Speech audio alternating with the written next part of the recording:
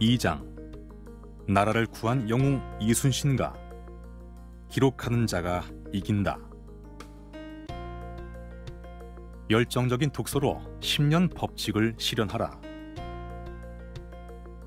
여해 이순신 1545년에서 1598년.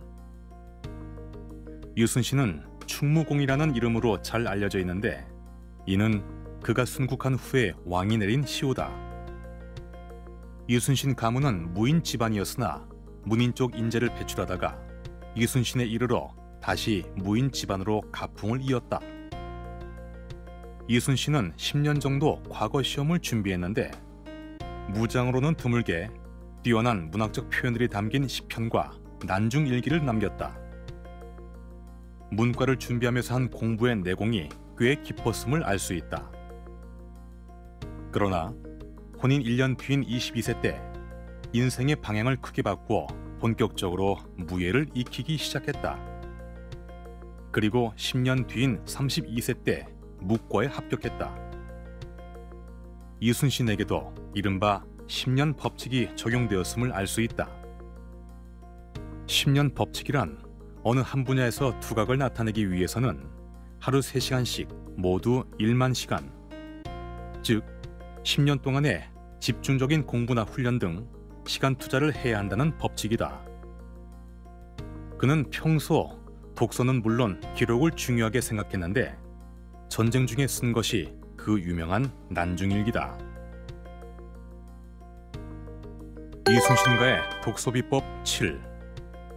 외향적이고 활발한 아이를 위한 독서법. 1. 전공 불문하고 외국어 공부에 힘써라. 2. 상황에 맞춰 전공을 바꿔라. 3. 손해보더라도 원칙을 지켜라. 4. 책을 선물해 친구 관계를 돈독히 하라. 5. 독서만큼 중요한 기록, 일기 쓰는 습관을 키워라. 6. 이공대나 사관학교를 목표하더라도 인문학을 공부하라. 7. 어머니와 사이좋은 아이로 키워라. 전공 불문하고 외국어 공부에 힘써라. 이 책의 프롤로그에서 인용한 탤런트 채시라의 영포직포라는 말처럼 지금 우리 사회에서 좋은 학교에 진학하고 대기업에 취직하는 등 성공하기 위해서는 외국어 공부를 결코 무시할 수 없다. 조선시대에도 다를 바 없었다. 지금은 영어와 중국어가 가장 활용 가치가 높은 외국어이지만 조선시대에는 단연 중국어였다. 조선은 중국과 국경을 맞대고 있었고 두 나라 사이를 수시로 사신이 오고 갔다. 이순신의 선조 중에서 5대조인 이변은 중국어에 능통해 외교관으로 승승장구했고 이순신 집안을 일으키는데 주도적 역할을 했다. 더욱이 이변은 역관이 아닌데도 한어, 즉 중국어 공부에 열을 올렸다. 그가 얼마나 중국어 공부에 심혈을 기울였는지는 세종실록에서 이렇게 전하고 있다. 이변은 그 사람됨이 둔했는데 30세가 넘어서 문과에 합격해 승문원에 들어가 한어를 배웠다. 성공하고야 말리라 다짐하고 밤새워 공부하고 중국어를 잘한다는 사람이 있다는 말만 들으면 반드시 그를 찾아가 질문하고 도움을 받았다. 집안 사람들과 말할 때에도 언제나 중국어를 썼다. 친구를 만나도 반드시 먼저 중국어로 말을 접한 후에야 우리말로 말하곤 했는데 이로 말미암아 중국어에 능통하게 되었다. 여기서 잠시 프랑스의 어느 아버지가 행한 효과적인 외국어 공부에 대한 이야기를 해보겠다. 지금으로부터 약 480년 전인 1533년에 프랑스 남서 지방 보르도에 사는 피에르 에켐은 아들 미셸을 얻었다. 아버지는 많은 학자들과 권위자들에게 아동 교육에 대해 문의했다. 그가 얻은 결론은 아이에게 최소한의 강제를 가하고 스스로 공부하고 싶어지도록 환경을 만들어주는 것이었다. 이러한 조언에 따라 아버지 피에르는 당시 유럽 교양층의 언어였던 라틴어를 훌륭하게 구사하는 독일인 가정교사를 고용했다. 그리고 미셸이 있는 데서는 누구라도 라틴어만 말해야 한다고 명령했다. 미셸은 6세가 되기까지 모국어인 프랑스어를 전혀 배우지 못했지만 라틴어 실력은 최고 수준에 올랐다. 또한 아버지는 아들의 말랑말랑한 두뇌가 충격을 받지 않도록 악기 소리로 잠을 깨웠다. 그야말로 세심한 아버지가 아닐 수 없다. 현대의 가장 진보된 교육도 이보다 더할 수 없을 것이다. 이렇게 자란 아이는 훗날 보르도 시장에 선임되었고 문필가로 이름을 날렸다. 그가 바로 오늘날 산문문학 형식의 전형이 된 수상록의 저자인 미셸 에켐 드 몽테뉴이다. 이순신의 오대조 할아버지 이변 또한 늘 중국어를 입으로 흥얼거리며 다녔고 결국 중국어의 1인자가 될 수 있었다. 이변은 과거 시험에 합격한 후에 중국어 공부에 집중했다. 당시 문과 시험에는 중국어가 포함되어 있지 않았지만 중국어 능통자는 역과 시험을 거쳐 역관으로 선발되었기 때문이다. 이변은 중국어를 독학으로 공부했고 그렇게 익힌 결과 중국어의 1인자로 알려지면서 외교관의 길을 걸을 수 있었다. 조선시대에 외교 문서를 담당한 관서로 승문원이, 통역관을 교육하는 관서로 사역원이 있었다. 중국어에 능통한 그는 중국어 통역관을 교육하는 자리에 오를 수 있었다.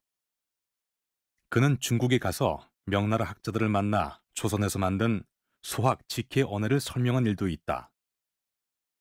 당시 빼어난 중국어 실력으로 이들에게 상세하게 설명해 줄 수 있었다고 한다. 그 뒤 이변은 명나라 사신으로 자주 파견되었다.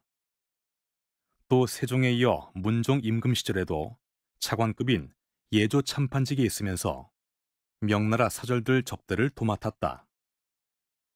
세조 임금 시절에는 장관급인 형조판서에 올랐고 외교관 업무도 계속 맡았다.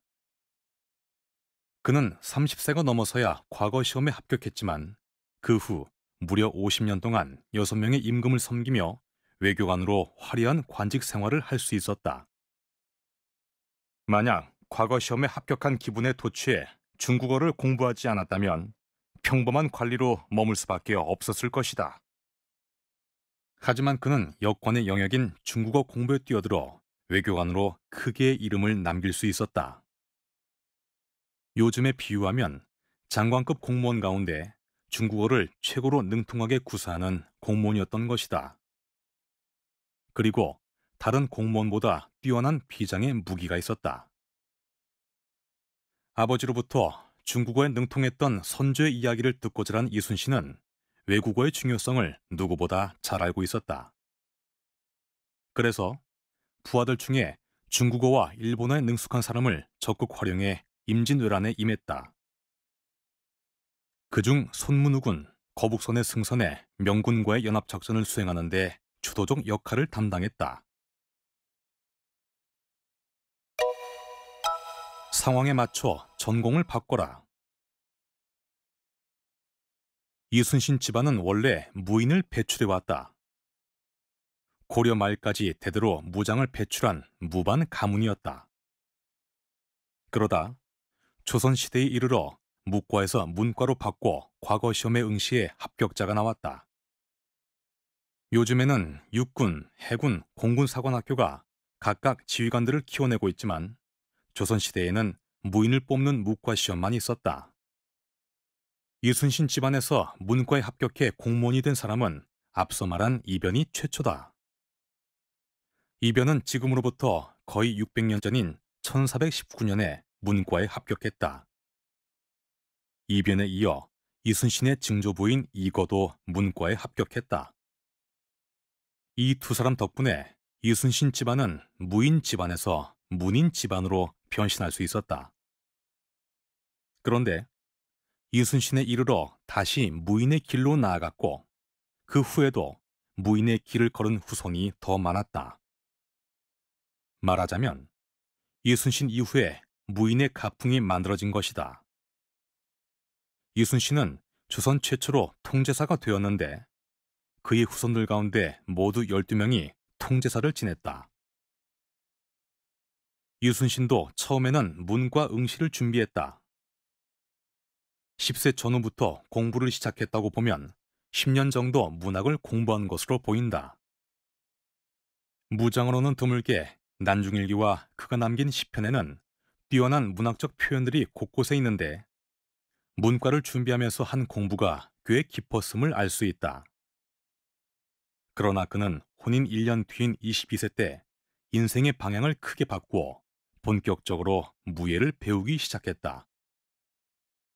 이순신은 5년 뒤인 28세 때인 1572년에 묵과 시험인 훈련원 별과에 처음 응시했다. 그러나 시험을 치르던 중 타고 있던 말이 넘어지는 바람에 다리가 부러져 낙방했다. 다시 일어나 버드나무 껍질을 벗겨 다친 다리를 싸매고 끝까지 시험을 치른 것은 널리 알려진 일화다. 이순신은 32세 때인 1576년에 묵과 시험에 합격했다. 이때가 임진왜란을 16년 앞둔 시점이었다. 그의 인생 전체가 그러했지만 이때부터 부침이 심하고 순탄치 않은 관직 생활이 시작되었다. 이순신은 노량해전에서 순직하기까지 22년간 무인으로 살았다. 손해보더라도 원칙을 지켜라. 이순신가는 이변이 자수성가로 고위직에 오름으로써 집안의 뼈대를 세웠다고 할 수 있다. 이변은 83세로 세상을 떠나기까지 관직 생활 기간만 무려 53년이었다. 이변은 성실한 공부로 집안을 일으켜 세운 것이다. 이변의 증손자인 이건은 원칙과 강직함으로 이름을 드높였다. 지금의 감사원에 해당하는 사헌부에서 장령으로 근무하기도 한 이건은 호랑이 장령이라는 별명을 얻을 정도로 강직했다고 한다. 그는 언제 어느 곳에서도 불의와 타협하지 않고 공무원들의 잘못을 조사하여 엄정하게 처리했다. 성종 임금은 이거가 강직한 원칙론자라는 사실을 알고 과천에 암행어사로 파견했다. 이때 과천 현감이 탐관놀이로 적발되어 의금부로 압송되기도 했다. 그는 지위 고하를 막론하고 비리에 연루된 관리들을 잡아들였다. 또한 임금 앞에서도 할 말은 하는 대쪽 같은 모습을 보였다. 이거는 병조 참의까지 역임했다.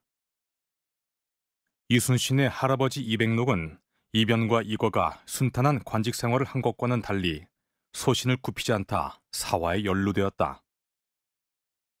그는 생원시험에 합격해 성균관에서 공부하던 전도 유망한 청년으로 학생 대표로 활동하기도 했다.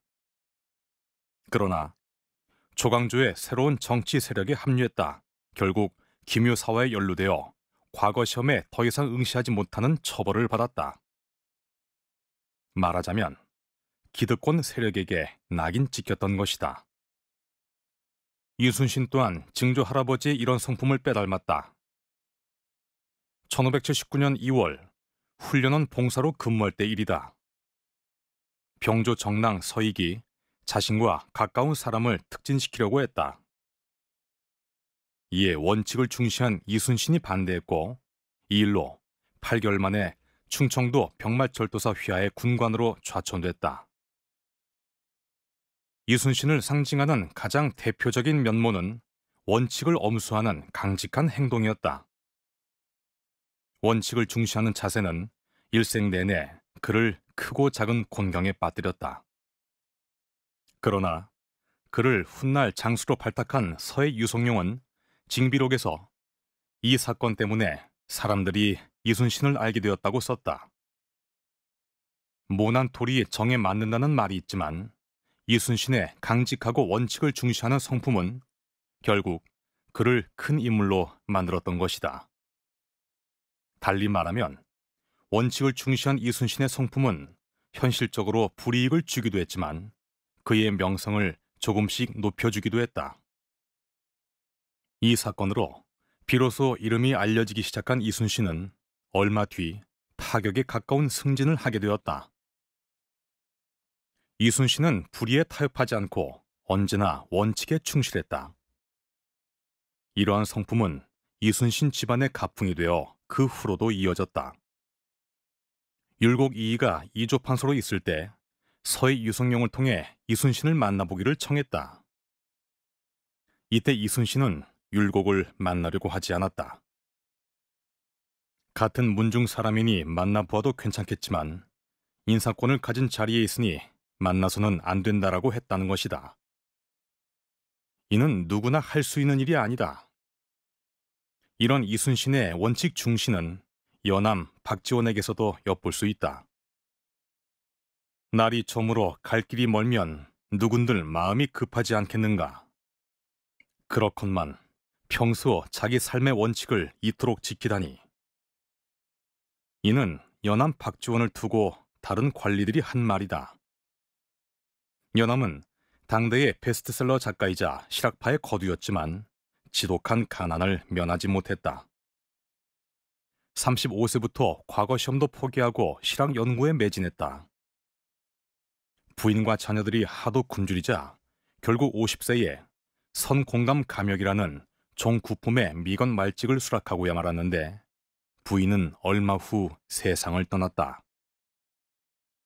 50세에 구종 공무원이 되었으니 여남도 고속 승진을 하고 싶었을 것이다. 한 번은 정7품에서 종6품 승진을 눈앞에 두고 있었는데 근속 기간이 며칠 모자랐다. 이번에 승진하지 않으면 다시 1년을 기다려야 했다. 여남의 처지를 딱하게 여긴 상급자는 날짜가 약간 모자라지만 관례상 융통성이 있다면서 그를 승진시켜주려고 했다. 이때 여남은 나는 평소에 한 번도 구차한 짓을 한 적이 없다라며 단호하게 거절한다.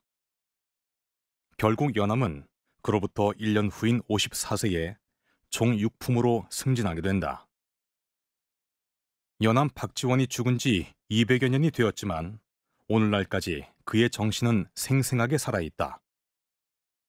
다른 학자와 달리 그가 당대보다 후대에 더 높은 평가를 받는 것은 치열한 삶의 태도 때문일 것이다. 여남은 사람들이 눈앞에 편안함만 좇으면서 적당히 임시 변통으로 땜질하는 태도를 늘 비판했다. 여남과 이순신의 강직함은 오늘날까지 시사하는 바가 크다.